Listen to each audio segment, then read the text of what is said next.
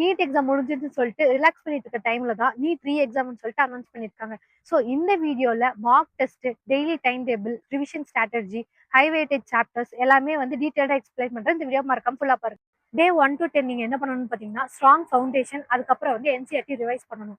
இதுல பாத்தீங்கன்னா டெய்லி வந்து பயாலஜிக்கு 5 ஹவர்ஸ், பிசிக்ஸ்க்கு 3 ஹவர்ஸ், கெமிஸ்ட்ரிக்கு 3 ஹவர்ஸ் ரிவைஸ் பண்ணுங்க.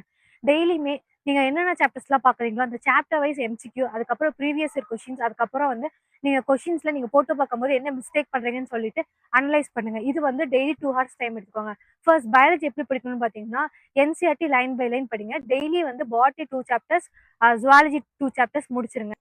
நீங்க பயோ படிக்கும்போது இம்பார்ட்டன்ட் லைன்ஸ், அதுக்கப்புறம் வந்து எக்ஸாம்பிள்ஸ், அதுக்கப்புறம் வந்து டயக்ராம்ஸ் இதெல்லாமே வந்து கொஞ்சம் ஹைலைட் பண்ணி வச்சுக்கோங்க. ரிவிஷன் பீரியட் ஆஃப் டைம்ல வந்து இது ரொம்ப யூஸ்ஃபுல்லா இருக்கும். பிசிக்ஸ் மெயினா பாத்தீங்கன்னா ஃபார்முலாஸ் ரிவிஷன் பண்ணுங்க. ஃபார்முலாஸ்ல ஒரு நோட் எழுதி வச்சுக்கோங்க.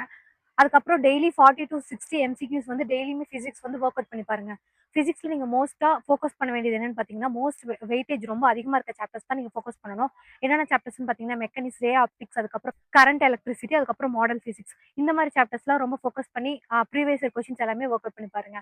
அதுக்கப்புறம் கெமிஸ்ட்ரி பாத்தீங்கன்னா ஃபர்ஸ்ட் வந்து நீங்க பிசிக்கல் கெமிஸ்ட்ரி படிங்க. அதை வந்து ஃபார்முலாஸ் நோட் பண்ணி வச்சுக்கோங்க. அதை வந்து ஒரு டைம் ரிவைஸ் பண்ணிக்கோங்க. இன்ஆர்கானிக் வந்து என்சிஆர்டி ஃபாலோ பண்ணுங்க. ஆர்கானிக் பாத்தீங்கன்னா நேம்டு ரியாக்ஷன்ஸ், அதுக்கப்புறம் என்சிஆர்டி இருக்கிற எக்ஸாம்பிள்ஸ் வந்து ஃபாலோ பண்ணிக்கோங்க.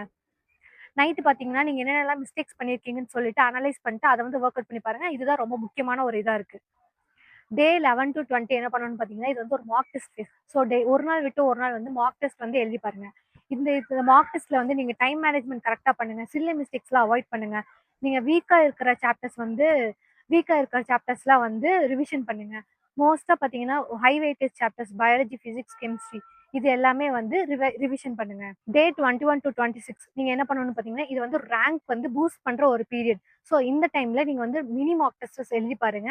அதுக்கப்புறம் லைக் எப்படின்னா பயாலஜில வந்து 150 கொஸ்டின்ஸ், கெமிஸ்ட்ரியில வந்து 80 கொஸ்டின்ஸ், 70 to 80 கொஸ்டின்ஸ், வந்து பிசிக்ஸ்ல வந்து 50 to 60 கொஸ்டின்ஸ் இந்த மாதிரி எழுதி பாருங்க. புதுசா எந்த சாப்டருமே இந்த பீரியட் ஆஃப் டைம்ல ஸ்டார்ட் பண்ண வேணாம். ரிவிஷன் பண்ணுங்க, சால்வ் பண்ணுங்க, மிஸ்டேக்ஸை நோட் பண்ணிக்கோங்க.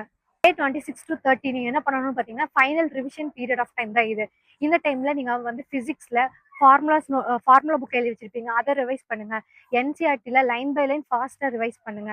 லைக் எவ்வளோ ஃபாஸ்ட்டாக உங்களால் ரிவைஸ் பண்ண முடியுமோ அவ்வளோ ஃபாஸ்ட்டாக ரிவைஸ் பண்ணுங்க.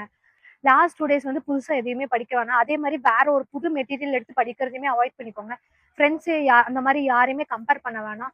கான்ஃபிடென்ட்டாக இருங்க. ப்ரீவியஸ் இயர் கொஷின்ஸ், அதுக்கப்புறம் வந்து நீங்கள் மார்க் டெஸ்ட்டில் பண்ணுற மிஸ்டேக்ஸ்லாம் நோட் பண்ணி கரெக்ட் பண்ணிக்கோங்க.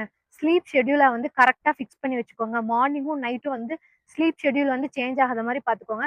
ஏன்னா உங்களோட ஸ்லீப் ஷெட்யூல் தான் ரொம்ப முக்கியமே. ஏன்னா நீங்கள் ஸ்லீப் ஷெட்யூல் வந்து ஒழுங்காக மெயின்டைன் பண்ணலன்னா நெக்ஸ்ட் டே உங்களால எதுலையுமே கான்சன்ட்ரேட் பண்ண முடியாது.